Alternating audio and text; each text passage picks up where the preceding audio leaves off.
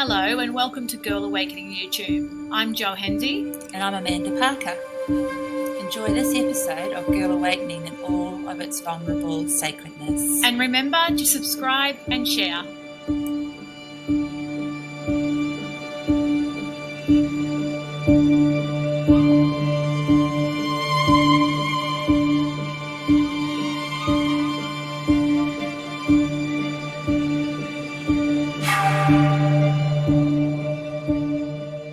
We're starting with laughter. Oh, so much We only want to laughter. start. Yeah, well, it's always really a beautiful thing when you have someone that's been in on a episode before and literally brought a huge dynamic into play. Which is the theme that we've been coming into this year, which we just briefly touched on, is that, there never is just an awakening, as we know. And it feels like the deeper we're going into each year, we're realising more quickly about ourselves and where we're really at than we ever had before. So we can go back and we can think, the trauma of something that we've had years ago, and that was my awakening, but it's like, that's just one layer. Yeah, it's never done. And that, the spiral, the spiral evolution, spiral dance that we're on, we're really feeling that signpost. I've seen the signpost before, but it looks different. But it still says, And I think today, with our guest that we have in today, we're going to go into that space quite a lot with. First of all, welcome to Awakening listeners. Hello. Yes, you've got Amanda and I here. Sorry, I didn't even introduce ourselves at the start. We got swept up in the moment. You should recognise the laughter by now. Absolutely. Here we are. We have the lovely Kirsten Morrison back with us today. Hello, beautiful lady. Hello. This is my third time on. Oh my gosh, we got so caught up in the first Human- conversation. yes. We needed to come back for a second conversation. That's right. Because now we have to come back for a third conversation. How's that for evolution? Yeah. Yes. Kirsten, just a little reminder that Kirsten does what human design. I don't even know how else to say that, but it's a very beautiful look at kind of what type of person you are. It's your soul blueprint. It's like, here's your user manual for your human experience. So beautiful. That's right. I feel like, it's just, it covers so many things. Like, basically, no matter what you wanted to find an answer to, it's probably in your design. Yes. That's so cool. Yeah. Something you can take away in your back pocket and just pull it out and that's I why pull it that out happened. all the time. Yeah. I'm like, that's right. Every time I get a little bit off track, I just pull it up. I'm like, okay, I'm back. Yeah. I should have better now. Yeah. I'm like, okay, no, I have to embed that in a little bit more. And this is interesting too, because often there's, you can read things over a period of years and something different will pop out, like, big books like A Power of One, or, something like your astrology chart or your human design chart, or a reading you had with somebody, and something different will pop out every time because of where you are in your evolution. Totally. And that's what I always say to everyone that comes into my space when I'm talking about human design, is I'm like, as I'm sharing this with you, pretend you're hearing it for the first time, because you are, because you've never been this person in this chair right now. Yeah. And so I think that a lot of people tend to overlook some of the basics of their design because they, are looking at all the shiny bells and whistles, but it's like, but I still learn things about the basics every day, and I've been in this world day in, day out for 3 years. So it's like, I'm still learning about basics, so we can never learn too much because we're always evolving. Oh, that's so true. And that's the perfect segue into where we're going today, because we're not here to talk about human design, although I'm you sure can go back and listen to the previous two podcasts. Exactly. Absolutely. And Kirsten has a podcast herself where you talk about it too. Yes. But Kirsten's had quite a big shift in her life, and I'm physically looking at her, and we just chatted about this, you've lost around 10 kilos. Yes. And we also just talked about the power of evolution, and how it's always happening. It's exactly what you just said.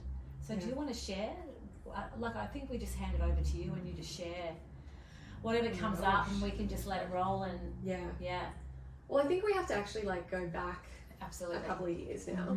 Because basically I think this awakening really started through being in an emotionally abusive relationship, and that was really, really challenging. And I actually didn't realize at the time, but I now know, actually just how much impact that has on you.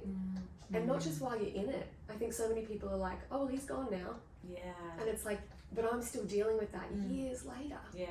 And so it has been a really big journey to, I think, recognize the layers with that, and also go through so many multifaceted elements of the healing. Yeah. But I think actually really why I, ended up having the courage to reach out and say, oh my God, this would actually be a great topic to speak into, was I was actually watching, I don't know if you've heard about it, but there's a 50-part TikTok series. No, I'm not on TikTok. From Marisa Tisa. So she's this incredible woman, but she had ended up in a relationship with a pathological liar, and she just outlaid her story so beautifully. But I think it was so healing for me to watch. Yeah. And so I, really realized that I haven't really ever spoken about this. I haven't really touched on it anywhere else. And I realized through hearing her story, just how healing it can be and how validating it can be. So really, there's so many elements to my awakening that really stemmed from here. And I hope that, if any, people are listening to this who have been in a similar experience, that it's also equally healing for them to. Absolutely. And not only that, just hearing you talk about it, there's so much power in getting honest, just in what was going on for you, where you're at, because as we know, we're all connected. Yeah. So whatever you're going through, there's a part of us that have been through it or may go through it. You know, that's how it works. And the more that we can communicate and start to talk about vulnerability in that way and take responsibility as we're communicating it, we're actually starting to create more unity between everyone. Yeah. And I think, the reason that I ended up in that situation was because I really didn't know the signs to look for. Yes. And I think it's one thing to even logically know what the signs are, but when you're in that situation emotionally, it's so easy to paint the red flags pink or white, It's like that scene in Alice in Wonderland where they're like, we're painting the roses red. It's like, that was like me, but like with the red flags, like every day, just like, we'll just paint over that one, we'll paint over that one. And so, I'm not going to go into too much depth around that particular relationship, but it was years. And we actually connected online, and so we built a connection online. He was actually living overseas, and he came out here to, have a trip and connect and see if there was something there to explore. In hindsight, there were definitely a few red flags in the lead up to us actually meeting, and there was just something that I was just like, I just don't know if this is right for me. And now, having an understanding of my human design, I didn't know I was an emotional authority. I didn't know I needed to ride the wave. I didn't know that I needed to have a longer courtship and actually land in that emotional clarity for myself. I think I had actually landed in the clarity that it wasn't for me, but the trip was already organized.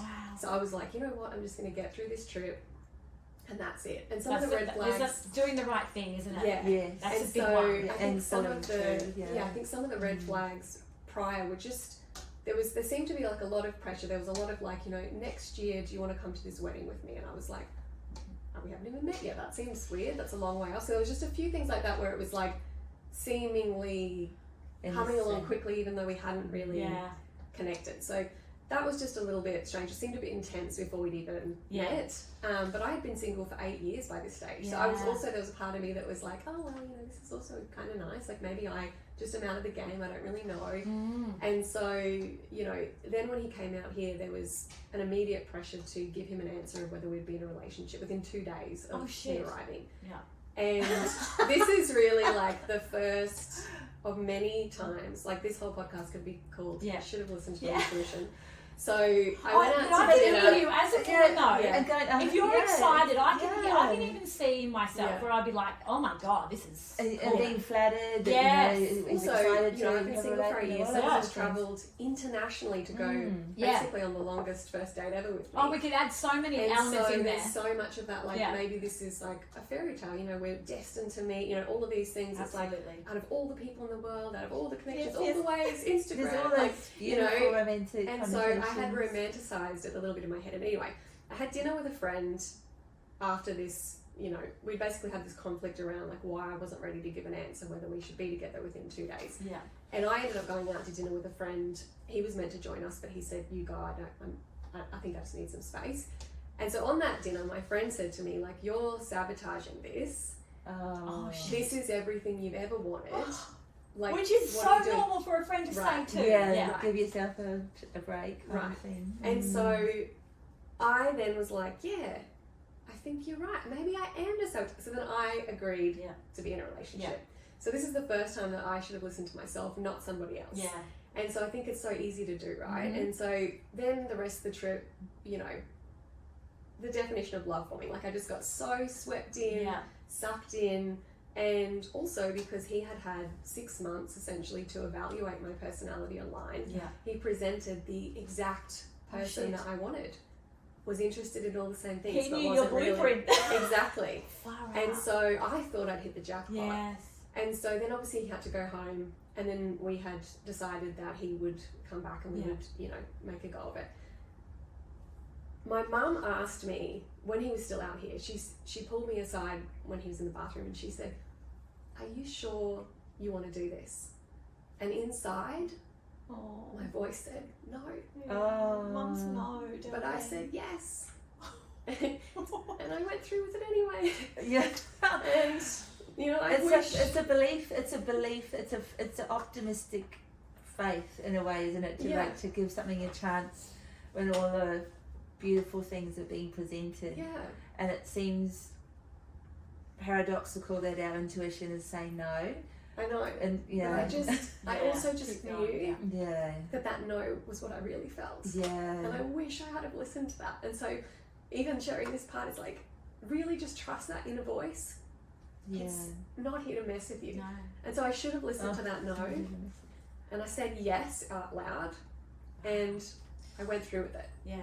And so what really transpired, I think, from that point was there was definitely a lot of strange things that happened even in the little gap where we were separate that I definitely should have paid attention to. But again, I was just painting those red flags, and I was so, I think, especially because of the line of work that I'd found myself in, it was so easy for me to think, well, you know, it's understandable because, you know, he just had this great trip and now he's back home and it's stressful. So that's understandable to this way. I'm just like justifying. And so I just thought, you know what, like it is a strange situation. Like things will be better when he arrives. And so I just kept talking myself into it. Obviously, it was not, I know, obviously it was not the best when he arrived, and I started seeing the crux already. But again, I was like, you know what, it is stressful. He's just moved out here. He doesn't have any friends. And I'm just continually, you know, justifying his behaviour. Was there any bodily signs? Do you remember? What do you mean bodily? Like did you know, oh yeah, sometimes so the for body me, can, I was like whether I was picking up cues from him.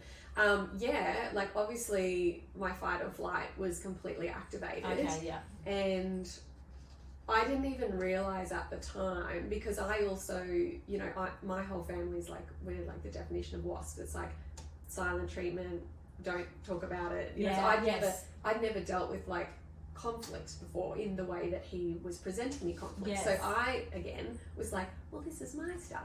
I'm just not used to having conflict. Like the fight or flight is just because I'm not used to someone speaking in this way, you know, because I'm so used to like, you know, just sweeping everything under the rug. I'm not used to having conflict. So, you know, this is just new for me. So again, I'm just talking myself out of even my own experience in my body and what my body's telling me. And so anyway, this obviously went on for years, and I think we were together for 3.5 years. Yeah. And basically across that time, I think there was definitely like cycles with the behaviour. Yeah. There was, you know, the person that I thought I had chosen that were really great, with the perfect partner, and then disappear. and then the first time I really recognised that this is what was happening is I had read this post that someone had shared on their social media, and she said she was speaking about the cycles of emotional abuse, and one of the cycles was you start to walk on eggshells knowing that the behaviour is going to change. And I realised as I was driving to the gym after I'd seen this on her story that I was on eggshells because I could sense that it was about to shift. And I realised at that point it was a pattern of behaviour, that then things would shift. Then the fight would be picked, then I would be punished, then I would have to take accountability for whatever had gone wrong. And then once my punishment was deemed sufficient, then we would go back to perfect boyfriend again. And so there was just these I would say every 3 months, there were just these cycles. Yeah. And again, the cycle always had a justification that I was then like, you know what, maybe that is right. You know, we are, at that stage we were living with my mum.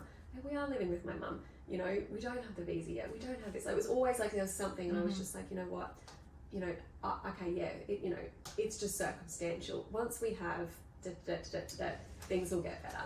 God, and such a pattern, isn't it? And I would just always was hoping and waiting for the person that I thought I had connected with and that I'd fallen in love with to return. And I was like, where did that person go at the start? Like, I'm waiting for that person to come back. And of course they never do, because that is not who they are. That is the image they present to you to get you into the relationship before the mask falls off and you see the real them. So it's like they have to, you know, accelerate things and suck you in order to make sure that you stick around.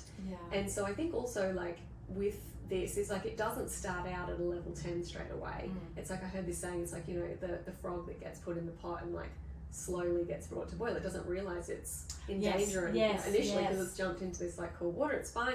And so, you know, it did continually escalate. And I think you do kind of get like chipped away at, and you do start to question yourself because what they're presenting to you seems quite valid. And then I, again, you know, justifying behavior, excusing things, painting the red flags pink, because I think ultimately at the end of the day, the main reason that I continued to stay in this relationship was because I was, you know, at this point, you know, we met when I was 33, you know, by the time our relationship ended, I was 36. And so for me, I was like, this is my chance at marriage. This is my chance at family. And if I don't have this, I may never get it. And so it was like, I just was so desperately trying to contort myself and do anything that I could to make it work so that I could get that checkbox of marriage and family, because I thought at my age that was my last opportunity. I didn't see a way out, and I wanted it so badly, and I wanted it on my timing, and I wanted for it to be my time for that too. And so I think it was just this like continual wishing, hoping, waiting. Obviously we had a pandemic in the mix in all of that as well. And so basically we ended up moving out into a new home, and at that point everything that had been a reason up until that point was ticked off the list. It's getting deeper and deeper too, isn't it? So like we had the stuff's getting deeper and deeper. But we had the place, containers strong around you.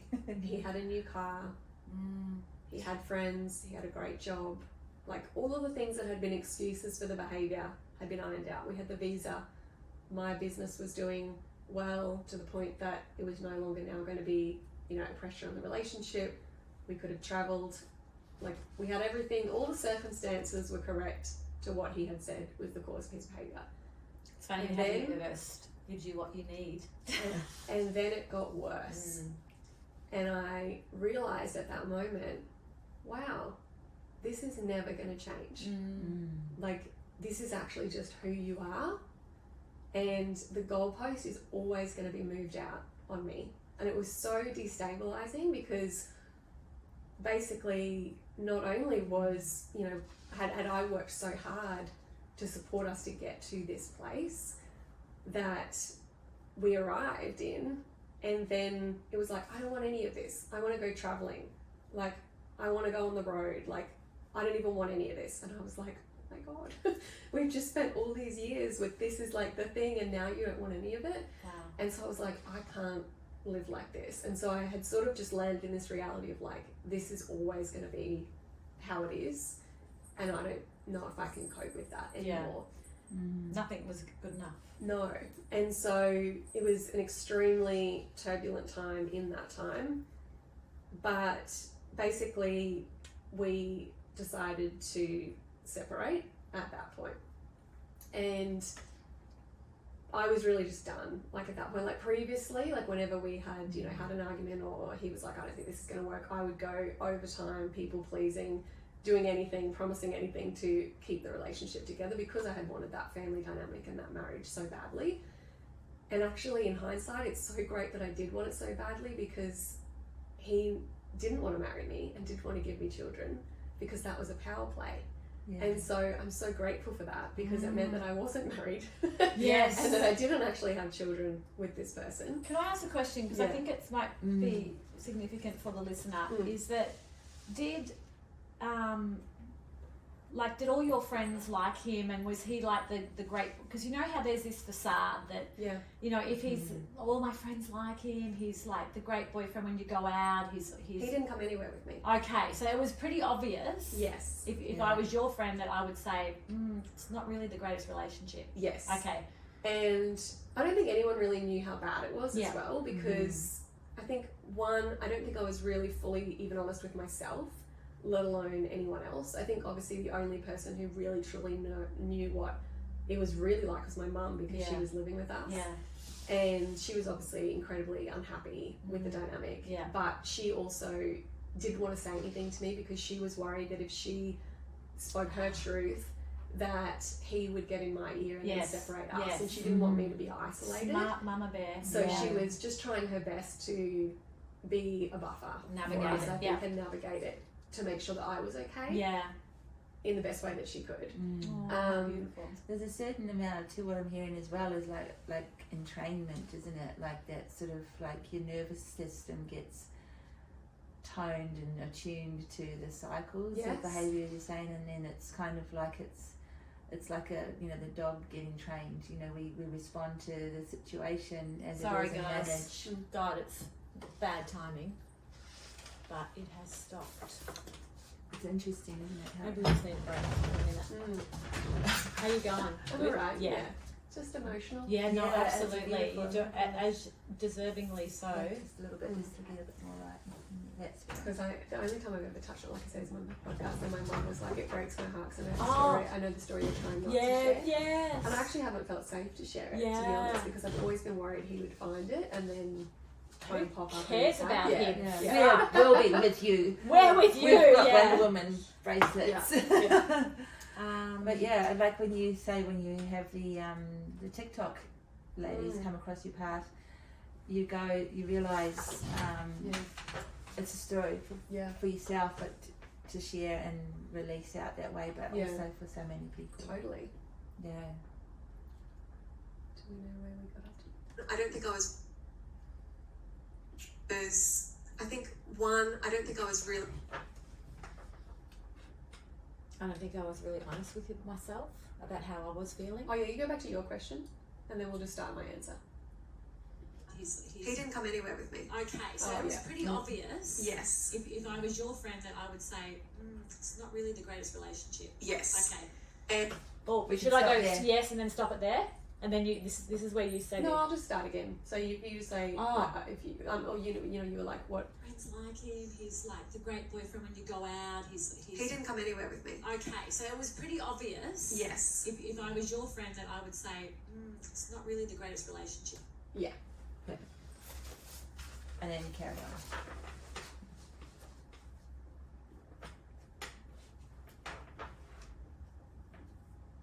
Sorry, I just got to. Lucky you saw that. Yes, it played up yesterday too, so I was a little bit. An hour in. Oh my goodness! Yeah, no, I'm definitely all over it. All over it. I just need to. I'm just thinking whether and I think it happened at 11:11. All right, let's just we'll keep going and hopefully, so. Okay, so it was pretty obvious. Yes. If I was your friend, then I would say it's not really the greatest relationship. Shit. Oh, okay, right there. Yeah, so you're just gonna say and then whatever you need to say. Ready? Yeah, and I think that I wasn't really completely honest with myself, and so I don't think I was actually completely transparent with my friends. Nobody knew how bad it was until it was over. Yeah.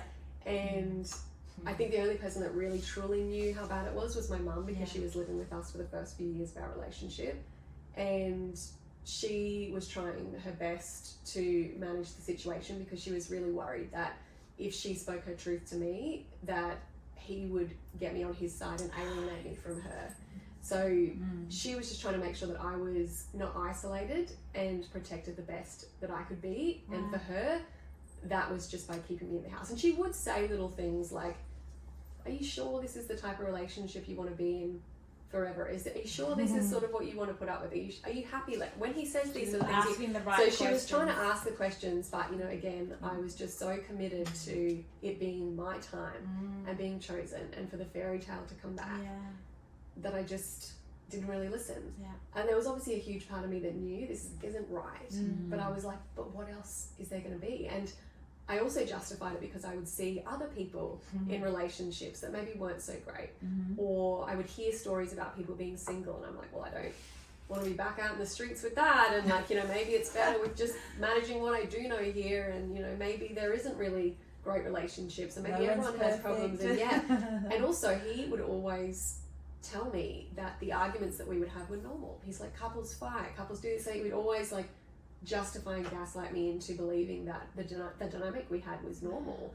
And so I was like, maybe it just is. Like maybe this is just it. And I obviously knew that I wasn't happy with it. There was definitely, you know, some more escalated situations that, you know, previous to me being in that relationship, I was like, I would never tolerate something like that.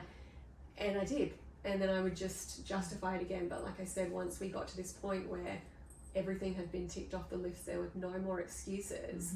And then I realized that it actually got worse after that. I was like, how can this be? I was like, this is just who you are. Like nothing I ever do, nothing I ever resolve is ever going to be enough to have the relationship that I want.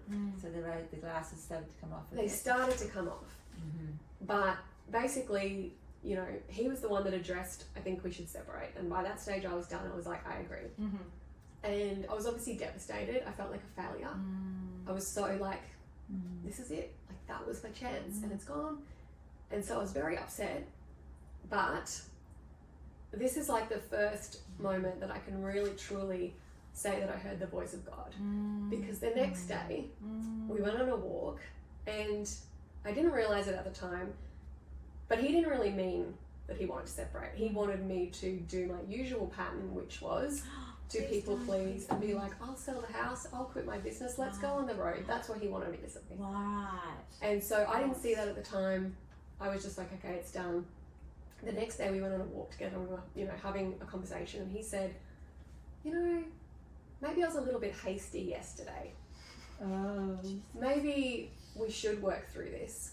And this has never happened to me before. I would say the closest thing was when I heard that no at the start of the relationship. But when he said that, there was a voice that I heard, and it was not like the same as like an intuitive nudge. It was, and it wasn't like someone else's voice either. Like I'm not hearing voices. But it was this voice that I heard, and the message was, keep going, you're almost free. I thought it was going to be run, baby, run. That is fantastic. And when I heard that, it was like, you know, like Harry Potter, like when they do like a, you know, a charm and they like tap someone on the head and like it washes over them. That's what it felt like to me, but it was like that was the moment that I woke up. And it was like this full wave of energy went from my head to my toe, and it was like the veil had lifted. And I finally saw everything for exactly what it was. And I almost stopped walking. But in my mind I was like, whoa. And then I just realized, okay, I'm gonna have to do the best I can to get myself out of this situation. And so I said, no, like I think we were right in the decision yesterday. You need to go home and see your family and friends anyway. Let's just go ahead with that. Was that a bomb going off? He would have felt that too. From that, not then, because I think he was still like, oh yeah, you're right. So I don't think he really understood how serious I was in that moment, because he'd never seen me serious before. I'd never given him a reason to think that I would ever leave. And he used to say that. You'll never leave me, you're never going to find anyone else. And so he would have felt, you could just get the impression that he would have felt an incredible sense of control over you. 100%. From that point, it actually took 7 weeks to get him on a plane to leave, and there was a lot that happened in that 7 weeks. Yes, I can imagine. But I just stuck, because the veil had lifted, I just continued to stay as calm and sturdy as I could to continue to close the loops to get to that point. Now, my sign is a kookaburra. Oh. And so when I got home from dropping him home from the airport, I sat on the couch, and I shit you not, I've got a video of it. There's like 30 kookaburras. Holy cow. That came and sat on my fence and went absolutely bananas for like 30 minutes. I've never seen anything like it. You had an accolade from the heavens. Literally, it was like So amazing. correct decision. Like, that's so beautiful. Good work. Yeah. And so I was like, okay, I've done the right thing. Now we can move forward. Wrong. Oh, Because obviously as soon as he arrived back home, he was like, rang me within like a day of landing, not even a day, like maybe the day, and was like, I want a guarantee from you that I can come back home. I want to work through this. I want your verbal agreement on the phone right now that that's going to happen. And I was like, no, like we've literally just broken up. We've had 7 weeks of closure. Like I haven't even had time to even like decompress about this situation yet. And so, of course, that was the first time, and that was what really triggered him off. And then so from that point on, we actually had further months of rapid cycling. Well, I don't know what that means. Disc is too slow. Isn't this wild? Fuck it. I hope it's not the internet. Nothing running in the background, is there? I'm gonna close everything off, but I don't know which. I've never seen that comment before.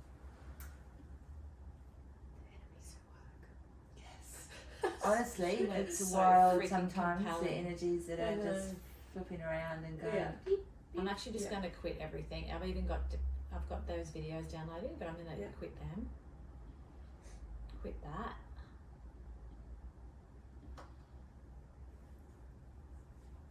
All right. Come on, girlfriend. Where are we at?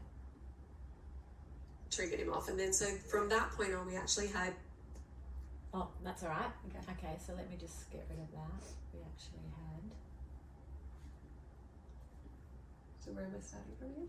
That was From that point on, we actually had, and then I think that was... Do you know what we're talking about? Yeah. We No, actually had... just go back just a little bit. Is that when you said he wanted a verbal agreement? I think No, we've gone further I on think if you than go that. a little bit, but I think I said sure. something like wrong. I think if we like go from there, I think probably will be easier. Edit. No, like we've literally just broken up. We've had Like the no, is that what you meant? Okay, here going. 7 weeks of closure. Oh, there's a gap there. Do you want to get rid of it from there? What do I say after that though? Like I haven't even had time to even So we'll go from the gap. So there's a gap there. Mm-hmm.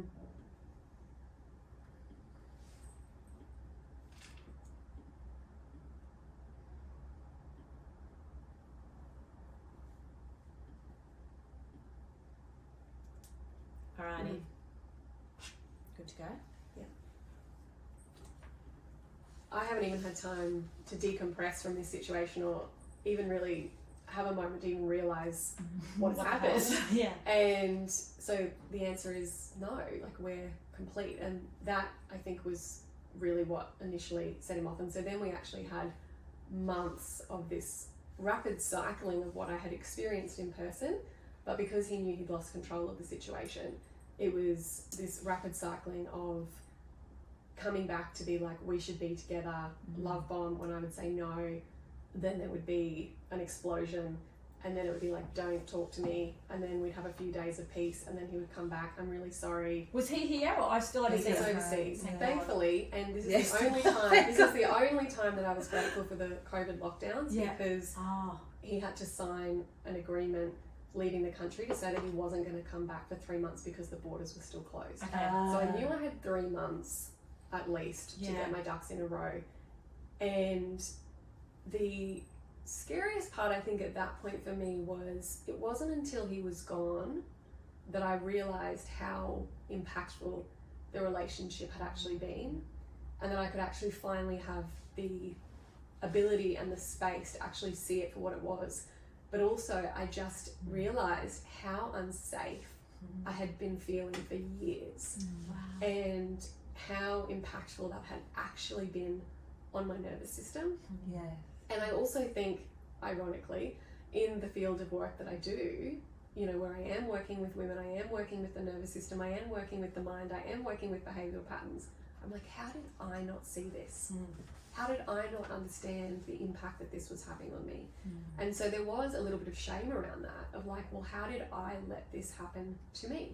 And like, I definitely will take like 100% accountability for how I ended up in that relationship, was because I had just wanted it so badly that I was willing to overlook things, and I left the door wide open for that relationship. And I also was not healed within myself to attract someone from the right space. And when we did meet, it was kind of perfect timing for him, because I was in the initial stages of my personal development journey, and at that stage the whole big marketing push in that was like, find your king, like when you embrace your queendom, you find your king. And I was like, woo, like, you know, a year into personal development, I found my king, like I fucking did it, I manifested this. And so I also was like drinking the Kool-Aid from the personal development community in like a bad way, and had it's a powerful dynamic though, isn't it? It's a group dynamic, and had left the door wide open for this to come into my life. And like I said, I'd also really, I think, just painted all those red flags pink and just continually justified it under the hope that it would get better and that I would get the fairy tale I was looking for, because that's all I wanted. I just wanted to know that I had got the relationship, that I'd got my happy ending, and that I was gonna, you know, have the marriage, have the children, have the family. And I just kept that seed of hope alive until I realized that it was never going to get better. Well, it's back to that whole, the power of love, isn't it? It's like that, or the illusion of love. Yeah. It's so we've grown up with this program in place that is life. Yeah. You grow up, you meet a man or you meet a woman, you get married. Yeah. You know, everything's fantastic. Totally. It's And I had a friend tell me at 29 that her partner had said to her, whatever you do as a woman, make sure you're married before you're 30, because no man's going to want you after that. And that has always really stuck with me. And I think that when I got to 33, I'm like, okay, well, we missed the mark a little bit, but at least I'm 33. I'm still like early into this, like, okay, we can still have kids, like I'm still on track. And I didn't even stop to question, like, but is this actually what's going to make me happy? And is that even my dream? Like, I didn't even really stop to check in with myself of whether that was actually right. And I wanted it so badly on my timing that I wasn't willing to wait for God's timing. Yeah. And so I said yes to something that was so wrong. And there were so many times that I think there was an opportunity for me to avoid this, but I didn't. Yeah. And so, you know, you live and learn. That's the experience I can chalk it up to. Obviously, yes, it did take quite a lot of effort to completely close the door on that. And, you know, now there's no opening, no contact. We haven't had any contact. We've closed all the doors, we closed all the loops, and it was very challenging. And it took a lot out of me. And at that stage as well, I'm living in a place by myself that was, you know, triple what I had been paying before. Suddenly I'm left there by myself to pay it all. And also, obviously, I chose it because I chose to stay there as well. And also running a business at the same time. And that was so challenging, I think, as well, because obviously, you know, as I was just saying to you ladies before we jumped on, like, you know, this is years later, and I'm only just feeling comfortable to share this story now. Yeah. So of course I didn't tell anyone or anyone in my community what was actually going on. And so I was then just really threw myself into work. And I think that because I had so many creative ideas on the back burner in that relationship, that every single time I tried to execute, he would pick a fight or do something to kind of throw me off track. Anytime I started to rise, there would always be something that would bring me back down. Yeah. And I actually did ask him in one of our closure conversations, are you aware that you do that? And he said yes. So he was aware that that's what he was doing. And so I had this enormous list of things that I really wanted to action, and I was like, okay, great, I've now got this clear runway, we've shut the door on that, let me just go all in. I really should have gone to therapy. I should have gone to therapy instead of doing some some creative projects, or maybe both at the same time. I was doing self-help, but you know what, I needed therapy. And I think this is also the part with the personal development community, is I think we shit on therapy a lot. And so I was doing alternative therapies and different energy clearings and different things, which were all great, but they weren't the level of support that I actually needed at that time. And so I just threw myself into it. And I thought in that year, great, like look at all the things I've achieved. Like it's like You've the been achievement powering. and and I was like, I've done more this year than I've done in the last 3 years. This is so great. And you know, I'd been more social, and I got my friendships back, and I got my family connections closer than ever. And so I was like, this is great. Like I am healing. And so I got to the end of the year, and I thought, okay, I'm ready, I think, to dip my toe back into dating. I wish, you're so again, brave. I had gone to therapy before I considered dating, because I think we could have circumvented the next situation. And this is what was really the catalyst of my awakening. That was, I think, the backstory. That was the undercurrent of maybe what wasn't healed, that this situation then really brought to the forefront and catalyzed the need to heal and the need for this awakening. So basically at that point I started going, I had always really resisted going on the dating apps. I've never wanted to be on them. And again, we can call the podcast Should Have Listened to Your Intuition. I always knew the dating apps were not for me. But everyone was like, but that's the way you meet people. That's the only way to meet people. Like, and also like you've got to have the manifestation portal open to show the universe that you're serious. Like all the things. Yes. So reluctantly, very reluctantly, I got back on the dating apps. And also, I was even connecting with people in real life because I was going out. Yeah. And I just had this pattern of like, no matter who I met, whether it was out in the wild or on the dating apps, that we would have a very short exchange and it would just fizzle out. Okay. And there was just no momentum happening. And I was like, what is wrong with me? Like, why can't I couldn't even get to a first date. I was like, why can't I just go on a date? Like, what is actually wrong with me? Like, I was seeing other people just like going on dates and I'm like, why am I not getting to a date? And then I think also because at this stage I was 37, I was about to turn 38. And I don't know why, but I just had this real big panic come over me. And I really was coming from a very desperate place at that point where I was like, if I don't find someone this year, like I am not going to have a baby. Like this is like the end of the road. So I have to make this work. And so I was coming at it from the wrong place. And I was also like still in control. And so I was also in this mindset as well that I was like, oh my fucking God, like I can't let 38 come up on the dating app. Like no one will want to like date me. Like, I was like, I've got to make it happen while I'm 37. I've got like a few weeks left, like fully just coming in this. It's so very wild, just that thought alone. frantic state. Like, how many women are single out there? How many men are single out there? Like, but it's in that moment, it's just you. And all the fear things, like all these phrases just running in a loop around your head, playing out at you and going, my God, they're all right. I can't let them be right. Yes, exactly. And so, I was definitely feeling that pressure. And so also then at that point, my business was doing so well. I was like, okay, this is the year I focus on love. This is my year for love. And actually that's the word I chose, was love. That was my intention for last year. Wow, did that kick me in the ass. Like in every which way possible. But it was all perfect in the end. But basically I ended up connecting with someone on the apps a couple of days after my birthday. So this was like 7th of January. And the conversation was great. I'm finally having this like this conversational dynamic that I've been craving. And I'm like, oh my God, okay, this is good. This could be good. This could be something. And so I'm just like gassing myself up. Like, I've chosen love. Like, fucking 7 days later, here we go. Look at me. I'm a master manifestor. Like, don't call me a manifestor in human design for nothing. Look at me. It's my time. Like, and so, and I am a romantic at heart. Like I definitely am like, immediate fairy tales into the future. And so I'm like, through this conversation, like absolutely like projecting into the future. Like I'm basically walking down the aisle at this point. And so I'm like, yes, like, that last relationship didn't defeat me. I'm going to find my person. So I'm like, yes, okay, this is my time. And so anyway, there was so many twists and turns with this story. It could be a podcast alone, but I'm just going to like keep it short and sweet. Basically, this person was highly engaged with me from like daybreak till bedtime. Like just messages. And the conversation was really great. And I was like, this is awesome. Now, we did line up a date. And so we hadn't jumped on FaceTime. And again, I'm very shy. I've never been on the dating apps. I'm very naive as well. So perfect victim for this.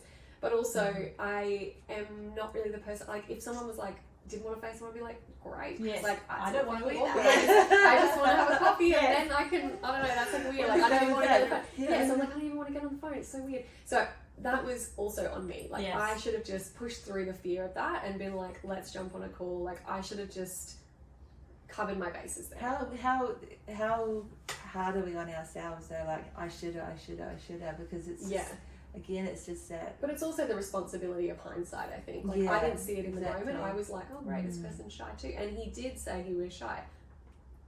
Obviously not. So basically, from this point on, we have this date lined up.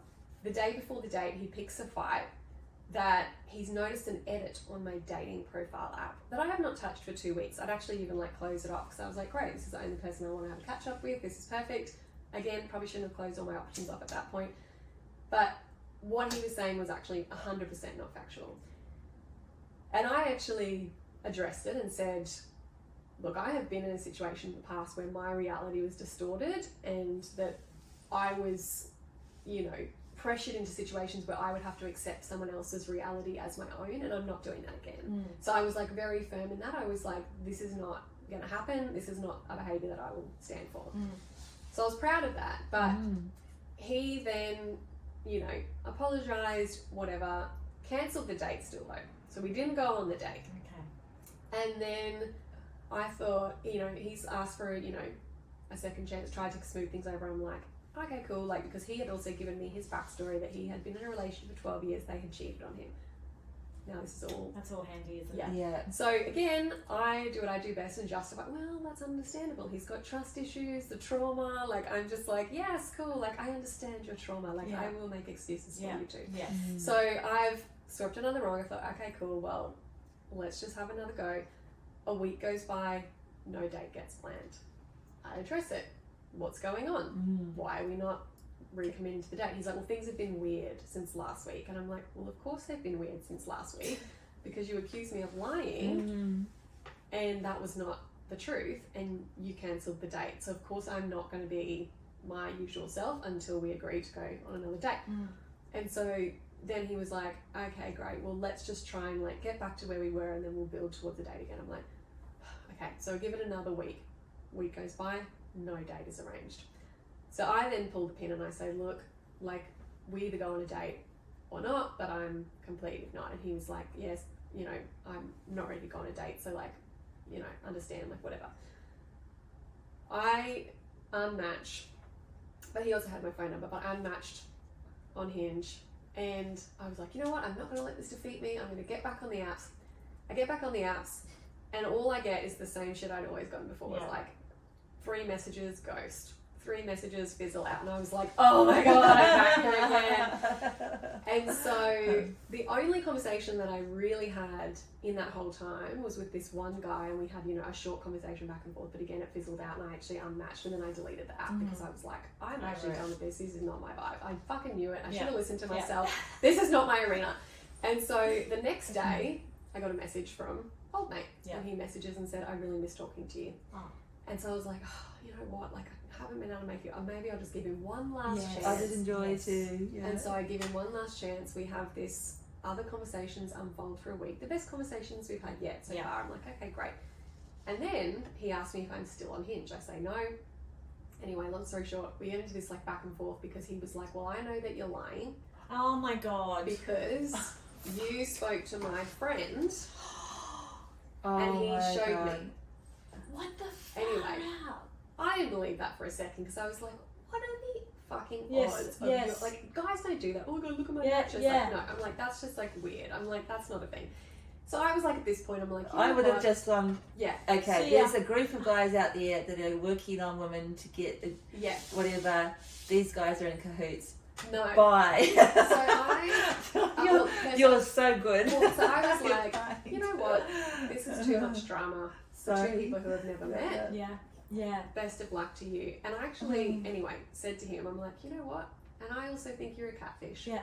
I'm like, I actually don't believe you are who you are. And this is, hang on. Hang on. Actually, that was a week later. So basically what happened, reverse back. So I cut him off. I said, this is too much drama for 2 people who have met. Thank you, goodbye. Yeah. He agreed. The next day wrote me this really long apology. I said, thanks for that. And then he kept trying to talk to me. Right. And so then a week later, I'm just not replying to the messages. I'm trying to ignore. I'm writing like one word back, like just being very, Yes. I'm like, what are you still doing messaging me? Yeah. And so eventually my manifest anger really kicked in. Like a week goes by, he's still messaging. And I was like, okay, Hulk gloves come out. And so then I was like, literally said, why are you still contacting me? Yeah. Like, this is not feeling safe for me. Yes. I don't believe you are who you are. Yeah. I think you're a catfish. Yeah. Like, because I just was getting, you know, with a Yeah. little bit of like space, Yeah. Yeah. I was then being able to see, okay, this is actually just fucking really weird. Yes. Yes. And so, again, the reason that I had even let it go on for as long as it was because I just wanted it to be my time and I just wanted to be chosen. Yeah. And I was so desperate, coming in it from that desperate angle of like, I want this so badly.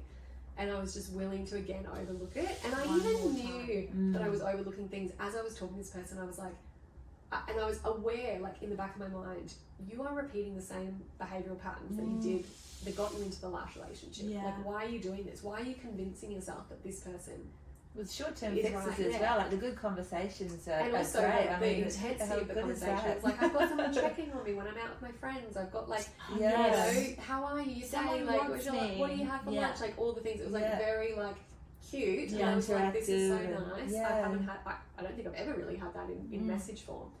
So anyway, long story short, from that point on, I did manage to find out that this person was not who they were saying they were. Wow. And so they were definitely using somebody else's photos. Yeah. And Wow.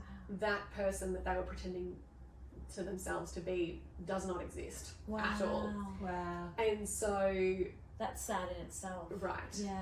But- However, Very prevalent. I think what then really threw me after that, and it really did throw me into a really deep depression, and this was like the beginning of my awakening last year, was, well, one, I couldn't understand what their motive was. Yeah. I was like, Yes. why Yeah. do this? Like, because, you know, normal, and I think this is where I really want to bring awareness to this too, is because we're so conditioned to understand what normal catfishing is, but they've evolved. They're way smarter than they used to be. Like, we think catfishing, what you think, scammers who are like, you know, give me money, my granny, you know, has an operation, like whatever. Yeah. We're thinking like that on Nigerian prince, like, you know, here's your millions, give me your bank account. Like, we're thinking these traditional catfishing scams, but they have completely evolved. Yeah. And so what I have now learned is that there is a thing called a confidence scam.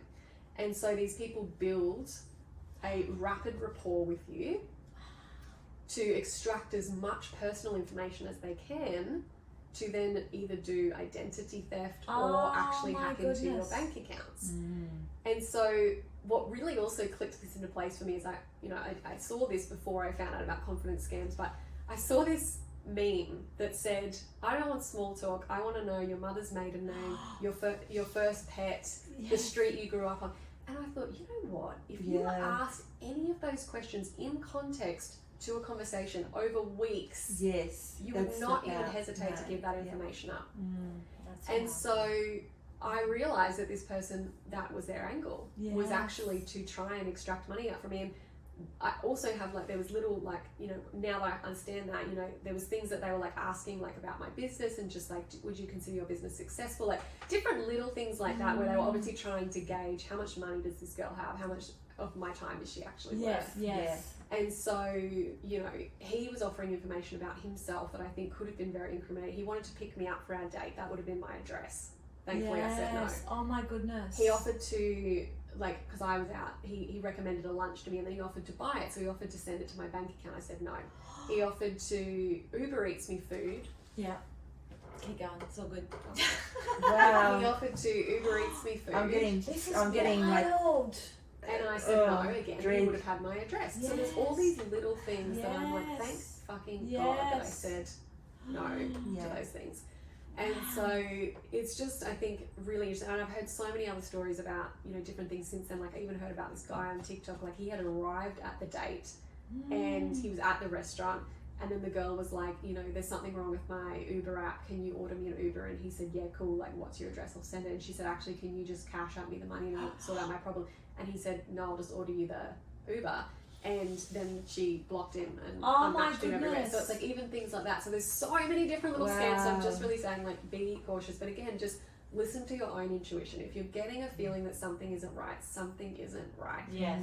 Don't paint the red flags pink, like I have done many times, and don't justify behavior. If it's not actually giving you what you want, walk away. Yeah. Because ultimately, why the fuck would I want to waste my time with a guy who couldn't even take me out to coffee, and was even if it was his trauma, sorry, Yes. go to therapy and come back when you're ready. You know, like, it's like, that's not the behavior that I would even tolerate anymore. So it's like, but I didn't recognize that at the time. No. I think anyway. So it was also just really distressing, I think, because I was like, wow, this person knows so much about me. I wouldn't even know them if I walked past them on the street. Like, this is terrifying.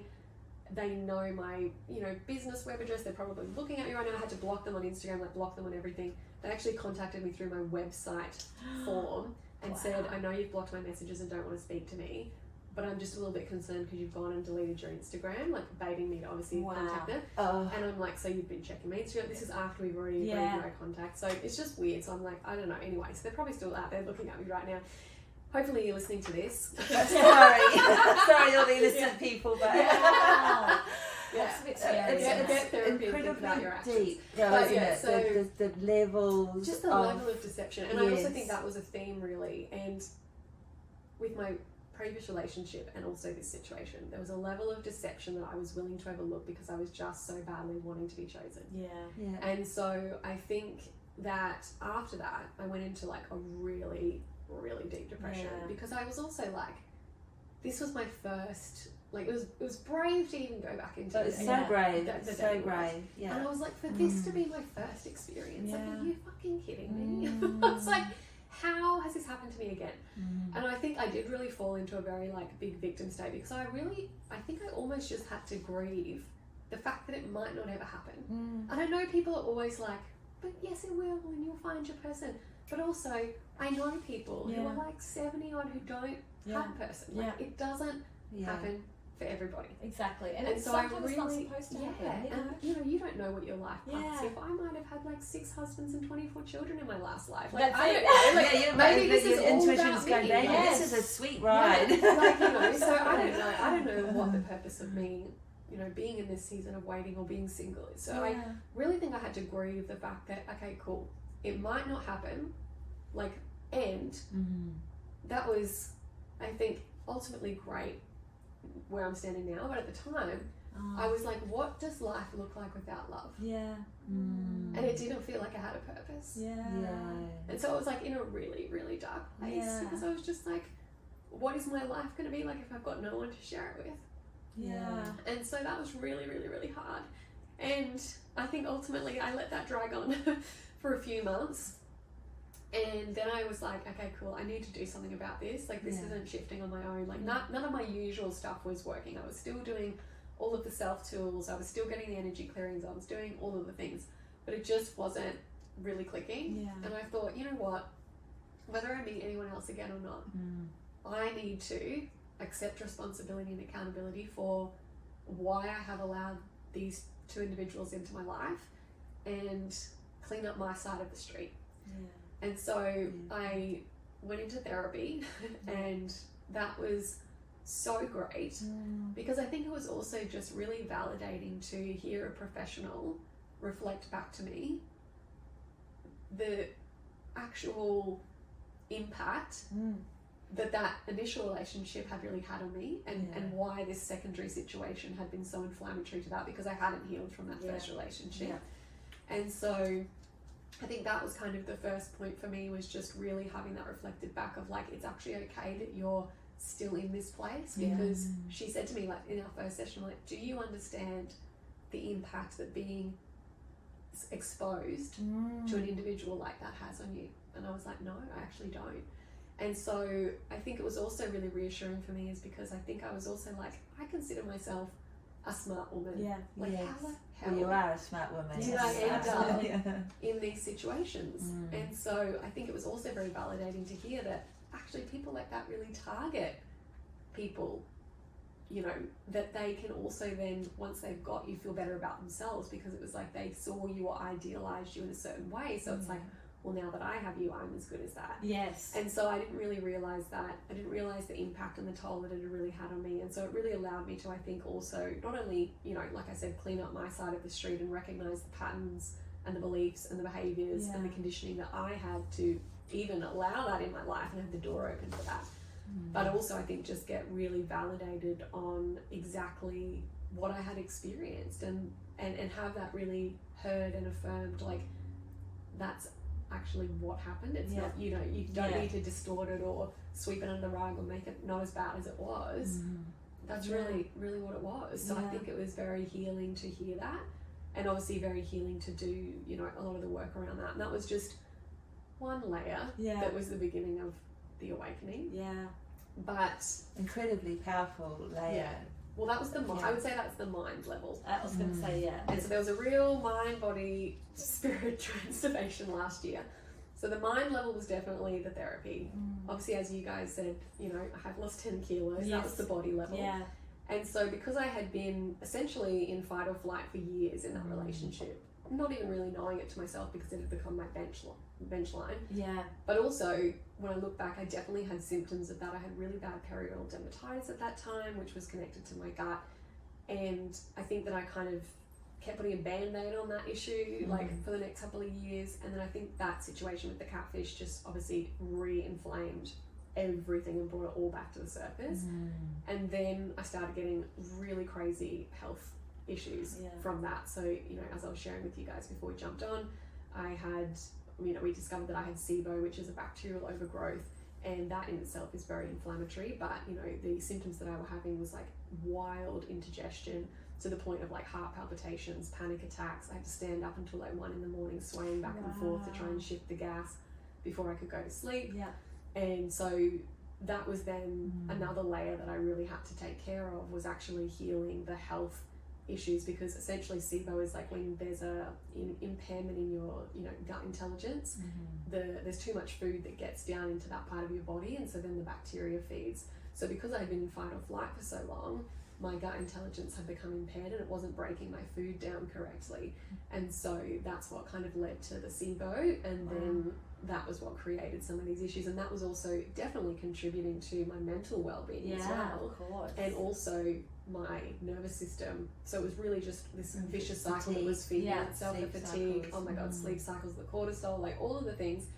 And so simultaneously I actually started the SIBO treatment at the same week as I started therapy. So there was this real tackling of the mind-body connection, which was great because I was really doing it on the same angles. And within weeks, like after like initially starting therapy and also doing the gut healing, I was like, oh my god, like I feel this shifting, like I'm feeling like the clouds part and the sun start to come out. Like I actually started to feel that lightness return into my body again, and that was such like a breath of fresh air, because I was like, oh my god, I'm not going to be stuck in this hole forever. Like because it was a real dark night of the soul to then come out of. And I think ultimately though, the biggest piece of the awakening that I really had was the last week that I was in contact with the catfish. I was in a float tank, and I was kind of like half in, half out, and again the same voice that I heard that said keep going, you're almost free, came in, and it's sort of like my voice but more clear and firm. It's like, so it's again, like I said, I'm not hearing voices, like your highest consciousness is turning up the volume. But the message that dropped through when I was like literally probably half asleep, and it like jolted me out, like I almost probably drowned in the float tank, but it jolted me out, and the message that came through was, I'm bringing you to your knees to restore your faith. And I was like, whoa, beautiful. I'm like, what is that? Like, I'm like, what does that mean? I'm like, and I thought, because I'd taken the week off work, I'm like, cool, I'm here, I'm surrendered. I'm down on my knees. I'm down on my knees, like, this is great, so I can only get back up from here. But that was actually before the SIBO, before the therapy. That was before we went into the dark hole. So this was sort of the first awareness of, I think, the spirit layer.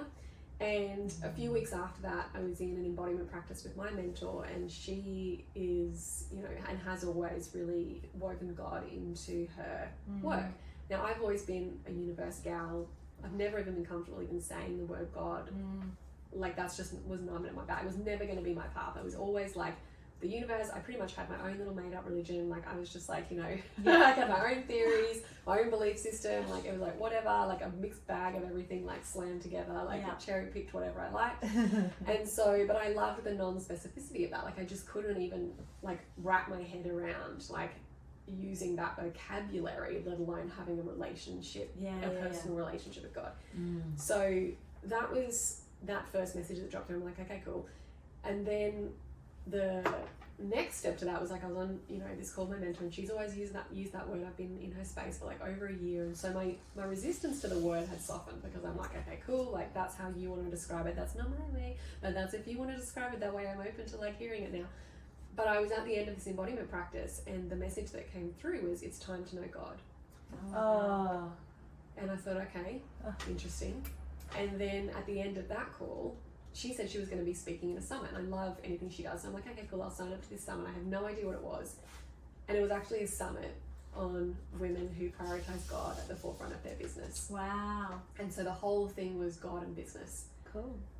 And I had never heard the conversation had about God in this way. Yeah. Because my experience with anyone who had spoken about God previously, to my mentor who had, you know, introduced it in such a beautiful way, but really only from people who were very much trying to push you to convert in like a very aggressive, this is what it is, this is the only way, this is, and that's channeling, and it was just so overwhelming, like with the level of intensity that they would come into those conversations, that I was just always like, no, like go you, do you, I'll do me, like, and I was just, that was always so resistant to me. And also as a manifestor, it's like, don't fucking tell me what to do. I'll play whatever I want. So I think it was like, I wasn't like, that was not how I was ever going to be welcomed into that world. So I think having these beautiful women having phenomenal success in their business, having these very transparent, real conversations around God, and the woman who ran the summit, she was, you know, she said, she's like, I don't think God was ever intended to be a religion. It's a personal relationship. And I was like, oh wow, okay, I never even considered it in that way.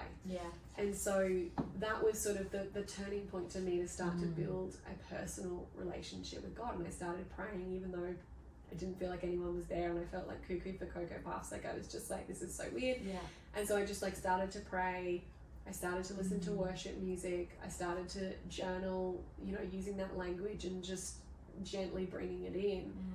But I think, ironically, I think me choosing love as my word for the year, what I realized as I moved further down my relationship with God and developing this faith was that was actually the love that I was looking for.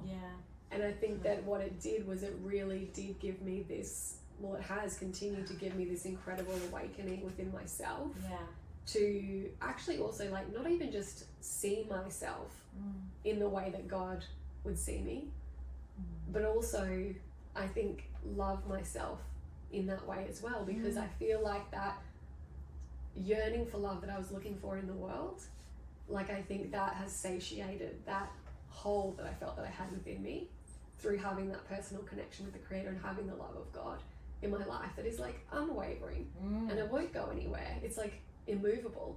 And so that was one layer for me, I think, that really helped me. And like now looking back, I just think like, I know that if I were to ever get into a relationship, that the type of man that God would want for me is nothing like I have accepted for myself in the past.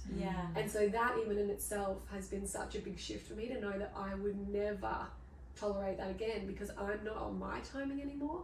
I'm in complete surrender to God's timing, and I don't know why like my timing is not the same as that, but I also just fully trust and believe that either the correct person will come at the correct timing for whatever purpose that is.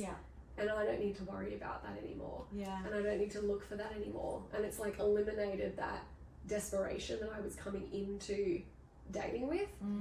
And also I think just eliminated that fear of choosing wrong and not feeling like I could trust myself in romantic connections, because I know that I can turn to God for clarity, and I can trust that inner voice that when it says no, fucking listen and run.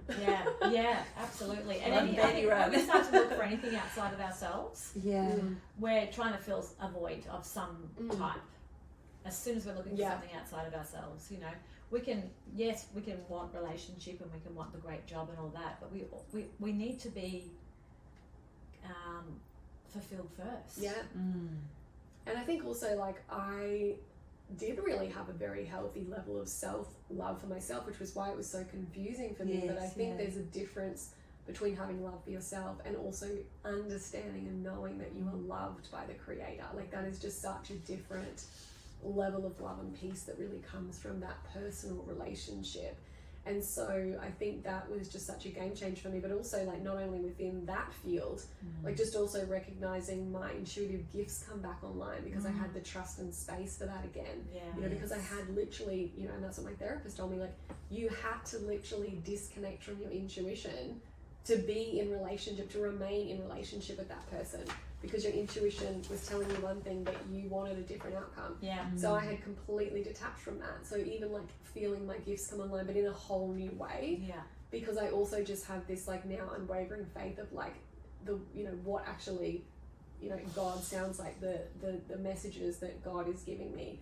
Also just understanding, like, how God communicates to me, the tone of, like, the communication, the visuals that come through, and the different clarity that they have. And so I really do understand that if I pray on something or I receive something, whether it's, you know, something to trust and kind of lean into, rather than that kind of chaotic monkey mind. Can I ask, because this, And the monkey mind is so persuasive. Oh, The that's monkey so mind has persuasive. all the answers. Yeah.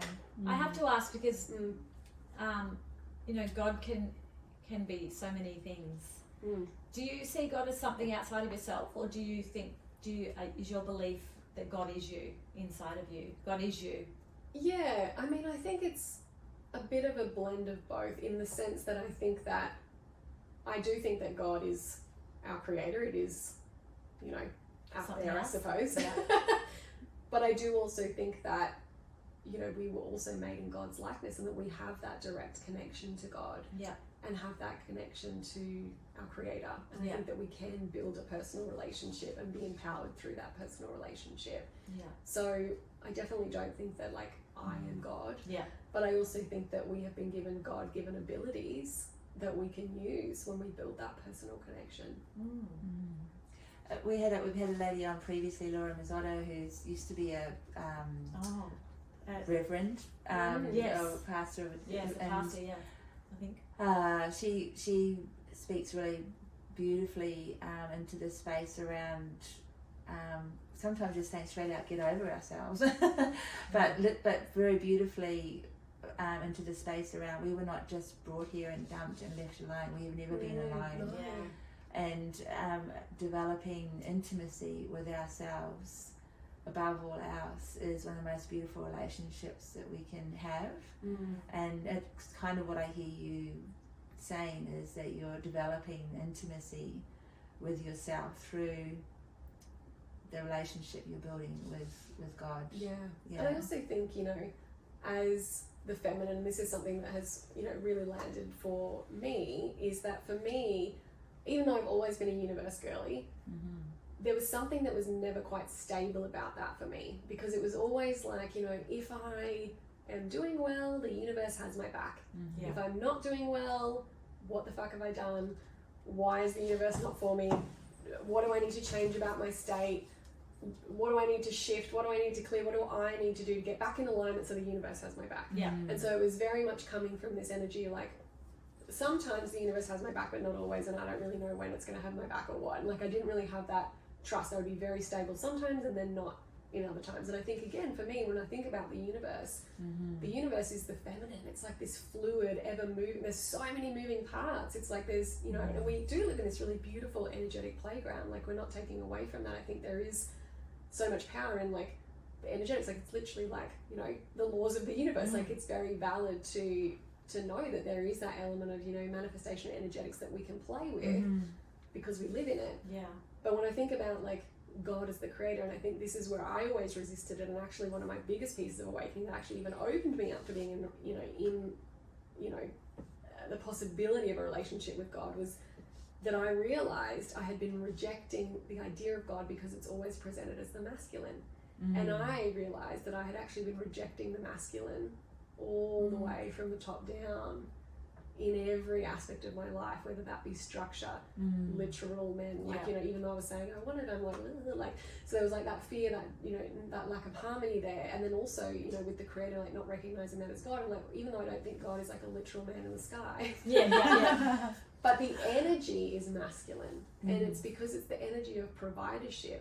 It's this stable, unmoving, unwavering energy. And I think we as the feminine dilate to receive that provision. And so I think one of the beautiful things that I've really realized through building this connection is that I also don't need to have it all together just by myself. Like, I'm not alone in this. And also, like, even when things don't necessarily look like they're going my way, that is also still provision. And so it's changed my relationship to, like, things are going well, the universe has my back. Things are not going well, what do I need to do? To, okay, cool, things are going well, thank you, God. Things are not going well, what are you teaching me? What is this here for? What do I need to learn in this moment? And that's just reshaped my relationship to when things aren't necessarily going on my timeline, or they're not necessarily going my way. It's like, that can still be beautiful too. And I think, you know, one of the lines in this worship song that I heard was, you know, from the ashes he makes beautiful things. I know because he did it in me. And I think that has really been such, you know, that just really sums up, I think, the last 12 months of like, even though things didn't go my way, even though I thought they were terrible and it felt like I was, you know, the little phoenix in the ashes, like that level of provision was there. Like, literally in that message, I'm bringing you to your knees to restore your faith. My faith may not have been restored had I not have had that experience. My health might not have been restored had I not have had that experience. My mental healing may not have taken place had I not have had that experience. So it's like, even though that happened, there's been so much beauty that's come from that. And I also feel like I feel more secure within myself, secure within my abilities, and secure within my ability to handle a God-sized vision, not a self-created vision. And so it's really also, I think, like, emboldened me to start to move in new ways and even do this podcast, because I'm like, I'm not doing it for me. It feels like that's what God is saying, go and share your message. And so had it just been up to me, I probably wouldn't be sitting in this chair. But it's like, I feel like when you have that personal relationship to the creator, like, you know what he intends for you, and that allows you to be emboldened to have that frame of provision to lean into, and that masculine sturdy hand on your back to bring all of your beautiful feminine essence into the world. And I think that's where that has really shifted that relationship, is because I can also trust the things that maybe I think I want that are actually not my God-given assignment. And that has also let me release some things and shift some things as well, of like, this is what I thought I was here to do, this is what my timeline was, and now I'm seeing that it is something else. And, you know, that has just been such a huge unraveling behind the scenes as well. My goodness. It's takes everything into quite a different space.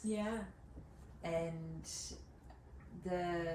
I can sense the security that it's, you know, that you're feeling as well. And the clarity. And it's kind of like, I think you might even said it in our first podcast around looking for things in all the wrong places or something like that. And, you know, we can spend a great deal of our life doing that. But having a clear communication pathway and a clear foundation with our God-given purpose, or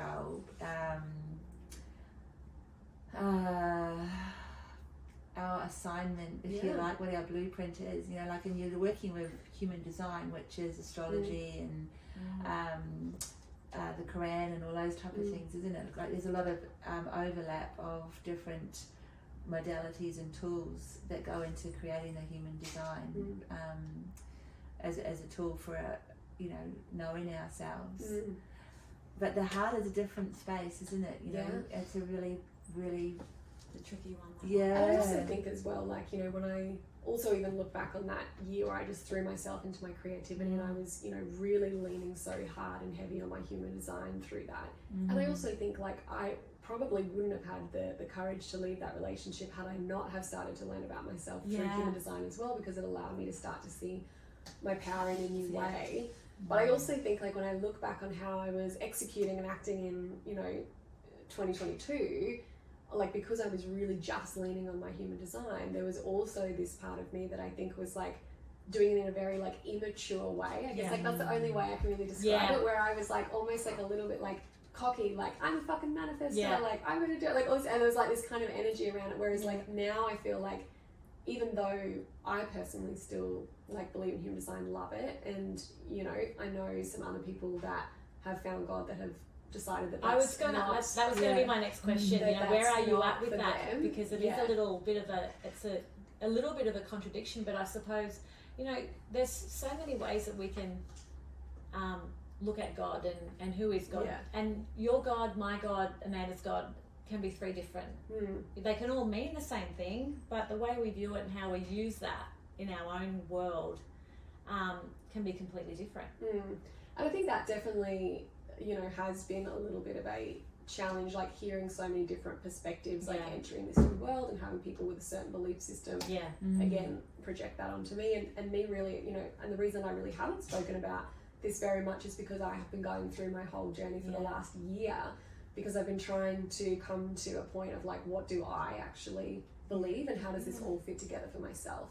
And so, for me, which is the most beautiful thing. Totally. What you believe in, and I think, I definitely see the beauty in both. And I think that there is, for me, unequivocally, I have experienced the power of human design. I see it and breathe it every single day with the people I work through. And so there's definitely, to me, extreme validity in that and extreme power in that. And also, not everybody is going to build a relationship with God. I know friends that, like, the universe is fucking awesome for them, and, like, that's, they totally have what they need from that. And so I'm not here to, like, convict or convince anyone of what they're here to believe. But I think for me, where that, like, has been this really beautiful marrying together is, like, I can see myself through human design to a certain extent. Like, we can see our energetics, we can see our power, and also I think having that relationship with God has also helped me strengthen my design in a new way, because there were probably elements that I was maybe using ineffectively up until this point, but also ways that I wasn't even using it at all, because I probably had all of these, not self insecurities that were still playing out in my own world. And so then having this strong connection to God and knowing, okay, this is how God wants me to use those gifts, that has changed the flavor of it. I think there's the a more expansion. It feels like there's more. And there's more of a steadiness. There's more of a certainty. I was going to say certainty for me. And also, like, again, rather than me thinking, okay, what am I going to do? What do I have to come up with? What do I want to create? It's like I can turn to prayer and get that clarity and be like, okay, great. And then again, I've got this beautiful reference point of blueprint for how I'm designed to execute that. But I also have this really beautiful, I have God's hand on my back doing it as well. So it's changed, again, that dynamic where I don't have to hold it all and I don't have to feel like it's all coming from me. It's actually coming from God through me. And I can also see the way that plays through my design. And so I think, again, it really comes back to building that personal relationship, which I think only has such a beautiful impact on our strength, our trust, our faith. And I think especially with how fucking crazy the world is, like, having that anchor of faith is so powerful, because I think, even when we think about the universe, to me, like I said, it's always moving, it's so fluid, there's always something going on with our astrology, the star signs, like, there's so many things happening, like the human design trends, it's like we can look at anything and it's constantly like, human design trends are moving every 4 days, like our astrology is moving all the time. It's like, okay, great, we're entering a new year, but jokes, actually it's Mercury retrograde. There's always something happening on that capacity. But also when we just look at our own lives, and there's this guy that I actually heard, this was actually before I found God, but I heard this podcast with this guy, Bishop T.D. Jakes, and he was sharing that to him, when he looks at, like, the world, he's thinking, he had these women in the audience walk around him, so he stood in the center, and he got them to walk around him, and he said, okay, these ladies represent everything going on in my life. He said, have a job, lose a job. Have a partner, lose a partner. Kids are at home, now they've left. Like business going well, now it's not going well. Yeah. And he was like, so I can either join them and go around in a circle and have that movement move me, or I can get in the middle and I can be anchored by my faith. And even though life keeps turning and spinning, I'm not moving with it.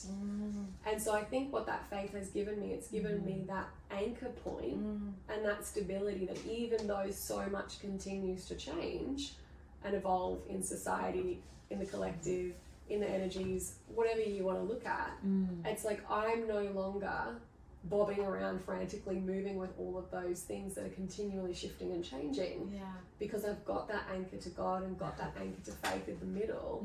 And so that's helped me pull back from some of the swirling chaos and the uncertainty and the instability, to be like, well, I'm provided for either way. It doesn't actually matter what's going on. And yes, it's also validating and confirming, and I still love, like, oh, okay, cool, that's that transit, that makes sense.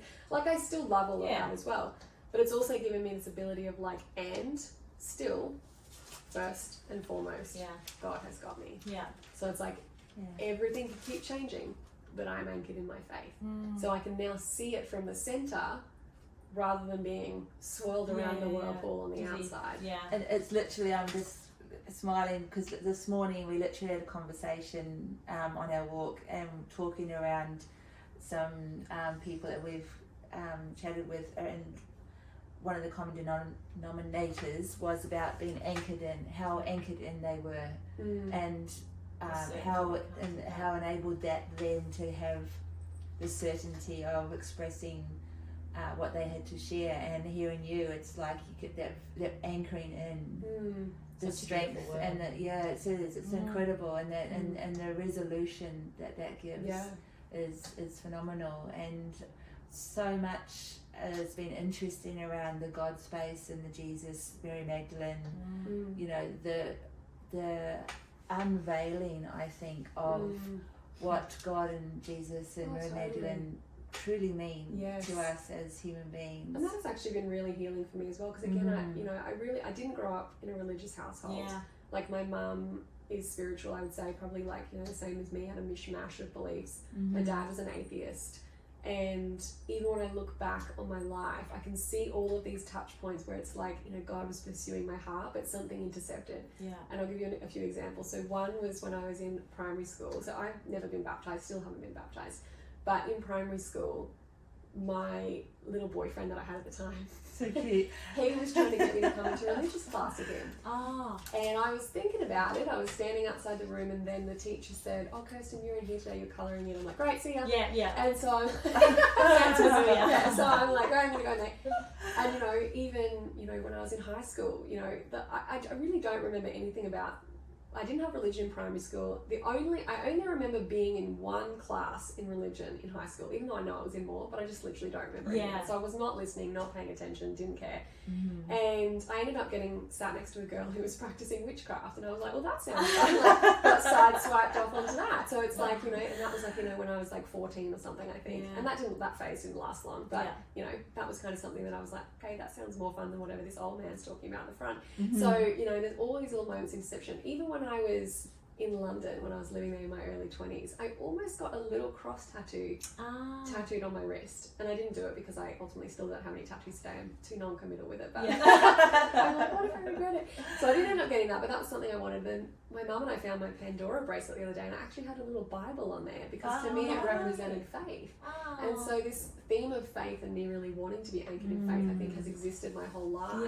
And there's been so many moments where I think it was like almost there, but just didn't quite land. And so I think, like, one of the most healing things, I think, again, because the only exposure I had to religion was through, you know, the extremity of it, and I'd, you know, even just seeing things on like TV, you know, especially with, like, you know, the American culture, where it's like it's been, I think, so manipulated and warped with different things and used as an agenda, and you know, different things you hear about the church, and I was like, I don't want any part of that. And so I think my own exploration with that has also been very healing, because, you know, I'd never even cracked open the Bible before in my life.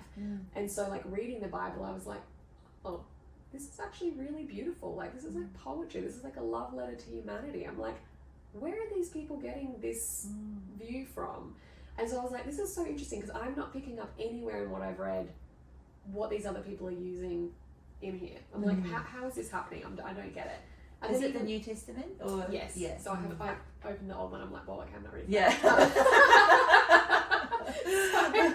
I was like, that's a whole other thing. But you know, there's so much beauty in there. There's so much poetry in there. There's so many things that I'm like, wow, this is actually incredible to know and read. It's just so beautiful. It's just literally some of the most beautiful words I've ever heard. And I was like, wow, okay, this is not what I expected. And then even learning more about Jesus, I'm like, the representation of unconditional love is incredible. I'm like, what an incredible figure. I'm like, regardless of what anyone believes outside of that, there is so much, I think, power in that human example of unconditional love. Yeah. And so I think there's a lot of beauty that can be taken from this, but I also feel like there's a lot within both spaces, and this is what I always say, anywhere there is power and control, it can easily be manipulated. And I think that we see that even in the personal development, spiritual spaces. Yeah. Some people do not have the correct intentions. Some people are manipulating and abusing and distorting what once was pure into something that it isn't. And I think we also equally see that in religious spaces as well. So I think for me, there is such a real, you know, a beautiful synergy that can happen. Yeah. And I don't think it's a this or that conversation, but I also think it's about having discernment about the spaces that you choose to step into. Absolutely. And what you expose your eyes and ears to, because whatever has your eyes and ears has your imagination and your thoughts, and that controls your reality. So I think for me, there's been a lot of power in choosing the correct spaces and also being open to explore things in a way that feels really safe and secure for me, and seeing the beauty in that, and you know, really being open to that. And I would say now, like, having explored this, I definitely think that my faith leans more on the Christian side, but I also feel like then there's that part of me that is also a little bit conflicted, because I also see the extremity that could go to, and some of the things, you know, for example, that's not something that I feel like I need to let go of. And so there's sort of this, like, I think there can be more conversation for how can we hold these responsibly and in a way that's actually really beautiful and empowering and uplifting to humanity, because ultimately that's what it's really all about. And I think that there is just so much, really incredible beauty that can exist in that. And I think ultimately what I've really learned is that, yes, God is the top priority, like nothing eclipses that. But we can still use tools like breathwork and human design to support and aid our human experience. But when we have that relationship with our Creator, and we have that understanding of, like, what actually God sounds like when He's communicating to us, and when we're receiving that communication, like, and you know, that's what my mentor said to me, you know, it's your responsibility to know how God speaks to you. And I was like, well, actually, aside from the, like, random phrases that get thrown out here and there, like, that are very clear, it's actually through visuals. And so understanding that then helped me understand, okay, cool, well, this is actually what a communication from God sounds like to me. And this is how I know when it's me, or, you know, just an errant thought, or like whatever that is. And I can now pick up that subtle shift in the tone, and that's given me more strength and to be more emboldened, and to be like, okay, cool, this is where we're headed now, and this is, you know, the strength and the foundation that I'm standing on. And, you know, one of my things my mentor says is, like, you know, there's something about a woman who chooses to be known by God rather than the world. And I think that that's just sort of, I think, that beautiful, like, perspective shift of, like, you know, choosing God's will for you, and actually also, I think, having that direct connection, and then allowing that to empower the direction that's actually designed and intended for you. And cool, our human design, all these beautiful things are such great support tools in that to help our mind and sometimes our body understand and, you know, move through. Like, I still do embodiment practices, I still do breath work. There's so many things. I'm not neglecting all of my practices because I have that connection, but also prayer is my first priority when I wake up in the morning. So it's like, it's just shifted that ever so slightly, and I found a way to blend those things together. And also, I have noticed that it has also allowed me to let go of certain things as well. I notice that I'm very sensitive now to what my eyes and ears are exposed to. So sometimes I'll be scrolling on social, be like, whoa, I need to get off, or like, whoa, that's not for me, or like, I can't even look at that TV show anymore, or like, I have no desire to even touch alcohol. Like, there's so many things that have been removed. But I also trust, and this is also where I think the personal relationship really comes into it, because I think that for some of my friends that I've connected through, I kind of have this very split group at the moment, but for some of my friends who have really immersed themselves in the Christian spaces now, they've let go of everything in the personal development spaces. And that obviously feels correct and empowering for them, but I have not received that guidance. So I'm like, well, I'm going to listen to God's guidance for me, not your guidance for me. And again, I think that just like closes the loop, and I think that was what I was always missing, because I was always allowing other people to be like, you should get on the dating apps, you should definitely be in a relationship with this person, you should do this, and I was letting those voices get in and impact my experience rather than being really solid in like, I will listen to God's guidance, my intuition, and my inner voice. The end, period. I'm hearing so loudly that you're just getting so clear, and this is a journey that's going to continue to build and grow and evolve, and you know the lessons that you've experienced in relationship around handing over your power, and the skills that you have in understanding human design. How, you know, because even reading the Bible after having the the learnings of human design, you would see so much more greater interpretation, I feel, because of that, as opposed to going in cold turkey kind of thing and reading the book. Perhaps it might have, presented in a slightly different way.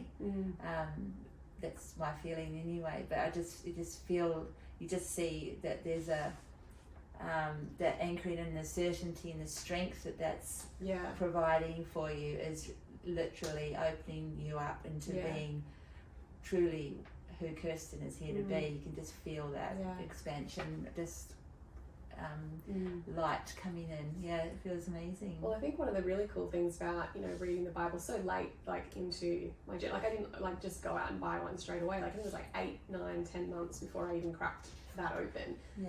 And what I found is that some of the direct guidance that I had received in prayer through God, the visuals that I received, whatever that had been like through my own direct communication, when I then read the Bible, I'm like, oh my God, that's literally exactly what I got told like 6 months ago, like almost word for word. Yeah. I was like, that is crazy. Yeah. Like, so that was just such a like, wow, like eye-opening experience, because I'm like, I did not know that, because I'd never had like exposure to that. Like I said, I didn't grow up, I don't even remember religion. Like I would not have known that. And so like to just then receive that, and that's what I mean, there's so much beauty and I think validity in there, but it can just be so easily distorted and used and weaponized. And I think that again, we can see that with anything in the world. Like we're humans, we do that. Absolutely. And so I think it's that responsibility to come back and choose the meaning and take that and extract that for yourself. And I think the reason I've really resisted talking about this so much is because I think the conversation is always just this or that. And like I know that that beautiful woman that I said that ran that summit that opened me up, and I had never heard anyone speak about this before, was I think because she had a pinned post for a while, which I think she's unpinned now, but in there it said like she felt too Christian for the spiritual communities and too spiritual for the Christian communities.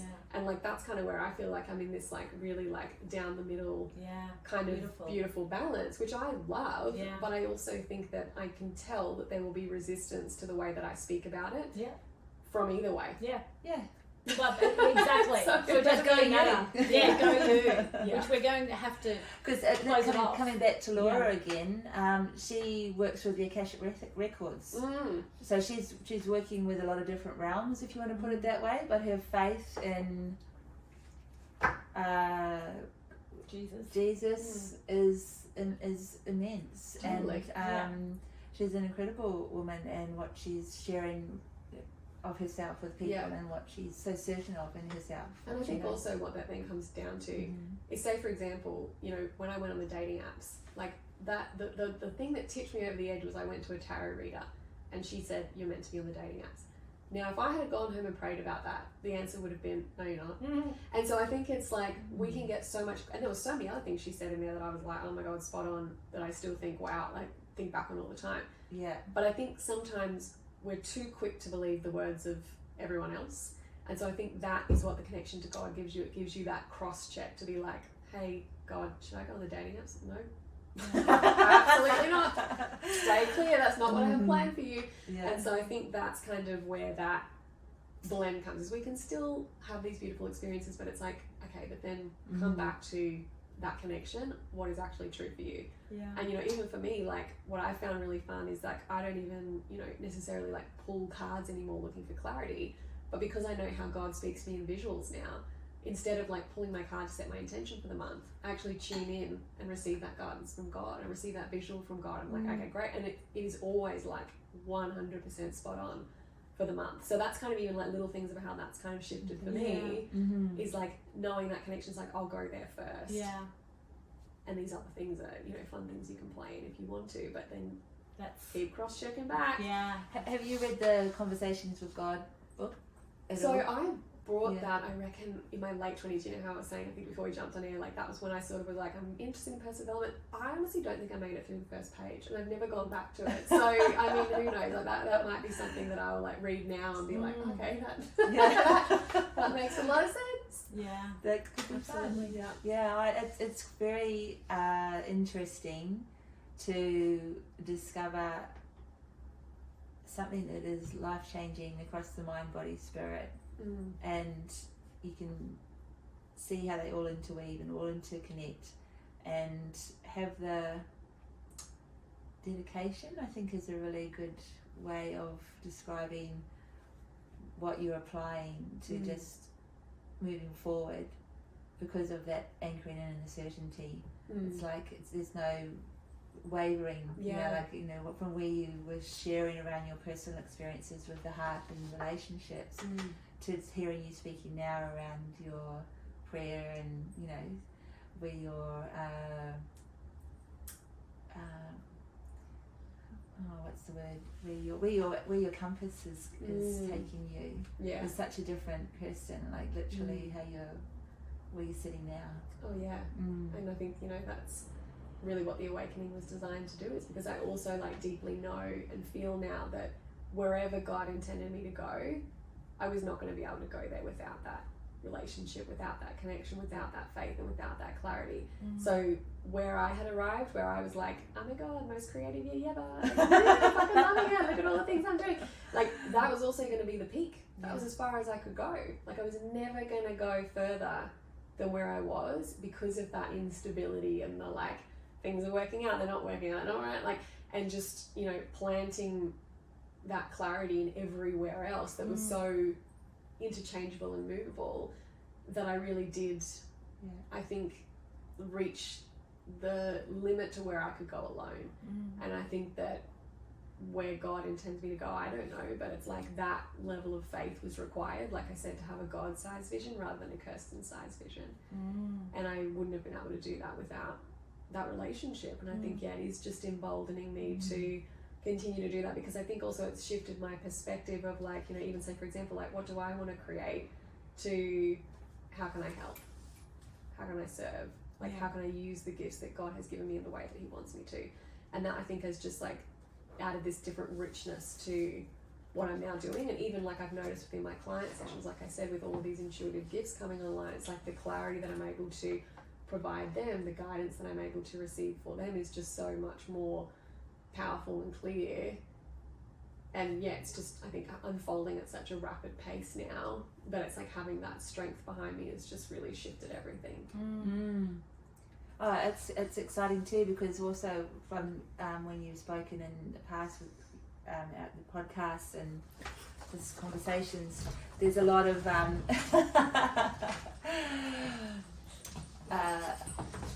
you know, life experience there as well, which gives you an incredible connection with the people that you're seeing through your for your business. Totally. Yeah. Well, also, I am a 6-line profile in human design. Like, the experience is definitely a part of the plan too, unfortunately. But also, when I had a look the other day at, you know, one of my core values in my design, which is actually one of the ways in which we best connect to our community. Mine is actually all around faith and spirit abundance.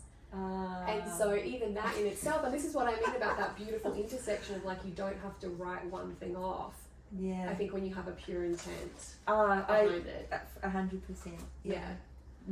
And so that's why, you know, to me, yes, human design still has an incredible validity, and I love it. And how could I not love it? I see it, you know, the way that I use it is in such a really pure, beautiful, empowering way, where I'm always focused on how can I make people see how incredible they are. Yes. And I think that, you know, I also am coming from it, it's not rigid, it's not dogmatic, you have free choice. And so it's not a doctrine.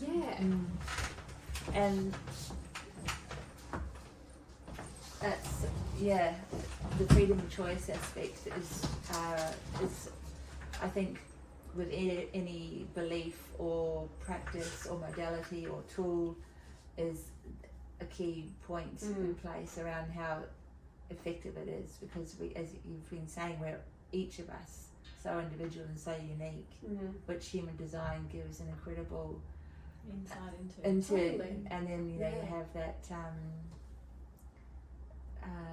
approach to inviting people to see how beautiful and how incredible they are, and you know, see themselves through, you know, you can say God's eyes.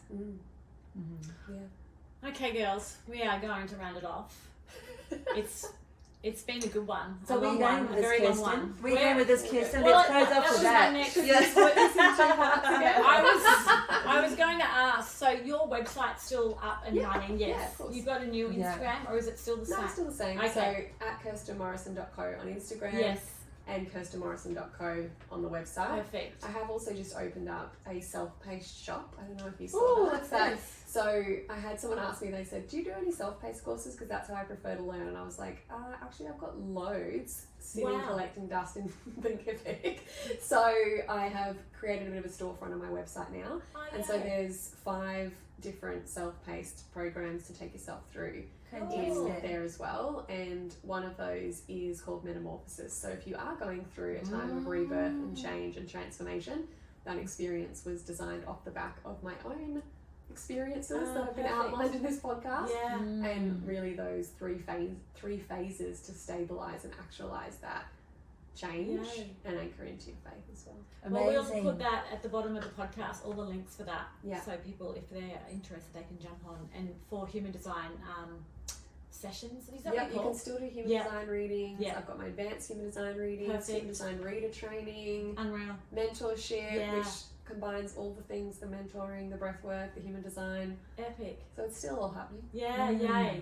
We've got physical products, the self-paced products. There's a lot going on. I actually realised because I had to walk my students through this in By Design. I was showing them all the systems and process I have behind the scenes. And then I kind of got off the call and I was like, oh, wow, there's a lot going on. A lot of work's gone into it. Well, it's, you know, it's 3 years in the making. Well, just the human design on it, 3 years. I mean, it's been like 5 or 6 years now, the whole thing. But it's definitely beautiful. What you were describing when we were in contact before, you know, to arrange today around your experience, you're describing it as a rebirth, and the fact that you've got metamorphosis there in place. I mean, it's what it's about, isn't it? Really, have given yourself the opportunity to take what you've learned, take out what no longer serves you, and transform into, you know, what is here sitting waiting for us, what we've come in for. Because one thing we can be sure of is that we will continue to experience change. Absolutely. Beautiful way to end. It. Thank you. Thank you. Epic.